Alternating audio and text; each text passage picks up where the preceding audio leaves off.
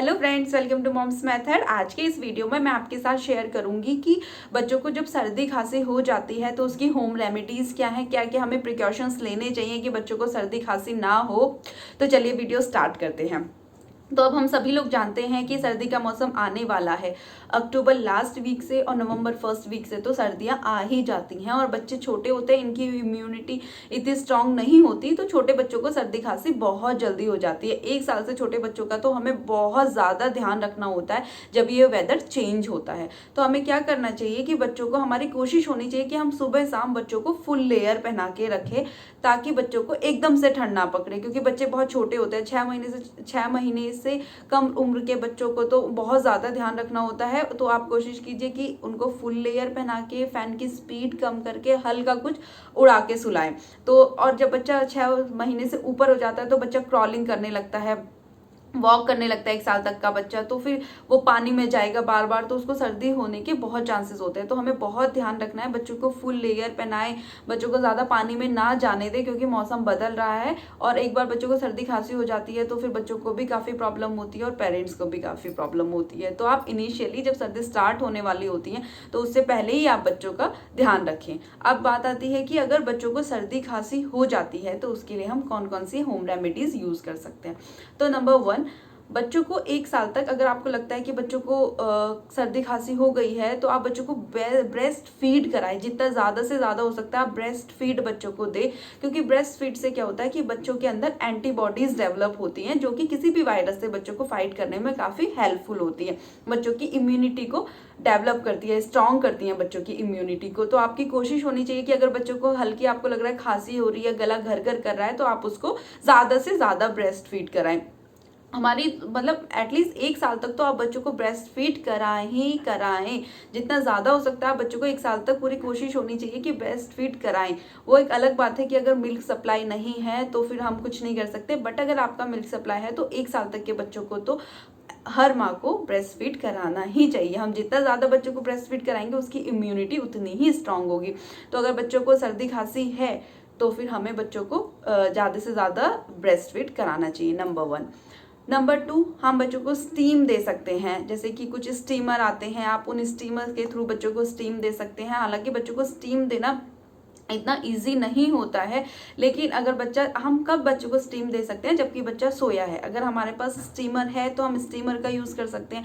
अगर स्टीमर नहीं है तो हम क्या कर सकते हैं कि एक भगोने में गर्म पानी कीजिए, उसे रखिए और उसके ऊपर कोई कपड़ा, आप बच्चे को अपनी लैप में लेके बैठिए। जब बच्चा सोया है तो उसे अपनी गोद में लेके बैठिए और कोई कपड़ा ओढ़ लीजिए, मतलब ढक लीजिए पूरा, वो जो भगोना है वहां से लेके अपने सिर तक पूरा कपड़ा ढक के, और बच्चे को थोड़ी सी दूरी पे लेके, तो उससे क्या होगा, जो भाप, जो स्टीम निकलेगी गर्म पानी से वो बच्चे की नाक में जाएगी और बच्चे की फिर नाक खुल जाती है। बच्चों को प्रॉब्लम नहीं होती, क्योंकि जब बच्चे को नाक बंद होती है, सर्दी खांसी होती है, तो बच्चों को ना ब्रीदिंग में प्रॉब्लम होती है, तो बच्चे सही से सो नहीं पाते अच्छी तरीके से। तो हम करेंगे तो वो बच्चों, जो स्टीम है बच्चों की नाक में जाएगी, बच्चों की नाक खुलेगी और बच्चा अच्छी तरीके से सो सकता है। तो आप इस तरीके से बच्चों को भाप दिलाइए जब भी बच्चा सोया है।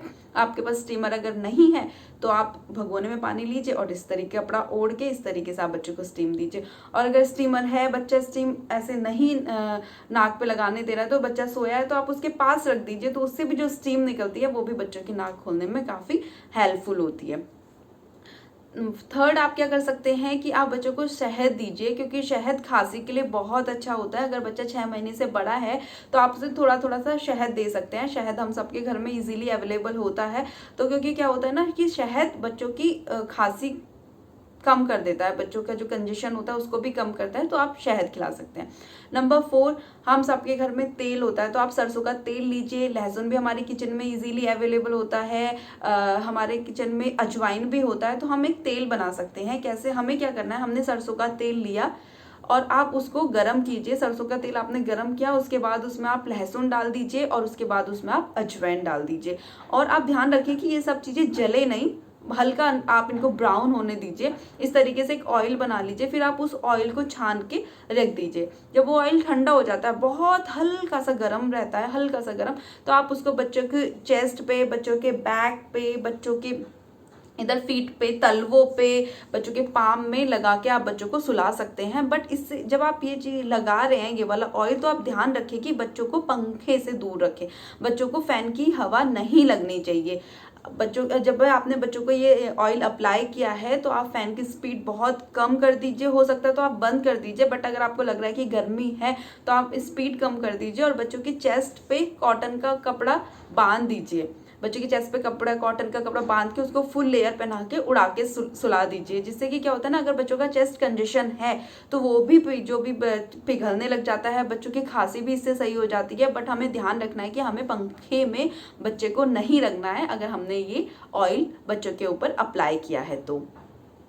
उसके बाद आप क्या कर सकते हैं, बच्चों को गर्म पानी दीजिए। मतलब बच्चों को, आपको लगता है कि गला बच्चे के आवाज़ खर खर कर रही है, बच्चे का कंजेशन है, तो आप सुबह गर्म पानी में हल्का सा नमक डाल के, और बच्चा गरारा तो नहीं करेगा लेकिन बच्चा उसको हल्का हल्का पिएगा, तो अगर उसके गले में अगर पेन वगैरह है और खांसी हो रही है तो वो भी सही हो जाती है। तो ये कुछ होम रेमेडीज़ हैं, इनसे काफ़ी बच्चों को फ़र्क पड़ता है।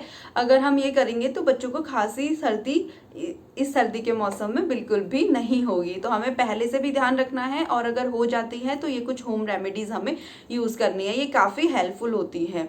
तो अगर अब तभी भी बच्चे का सही नहीं हो रहा है, आपको लग रहा है बच्चे को ज़्यादा प्रॉब्लम है, तब तो डेफिनेटली हमें डॉक्टर के पास बच्चों को ले जाना है, डॉक्टर से कंसल्ट करना है।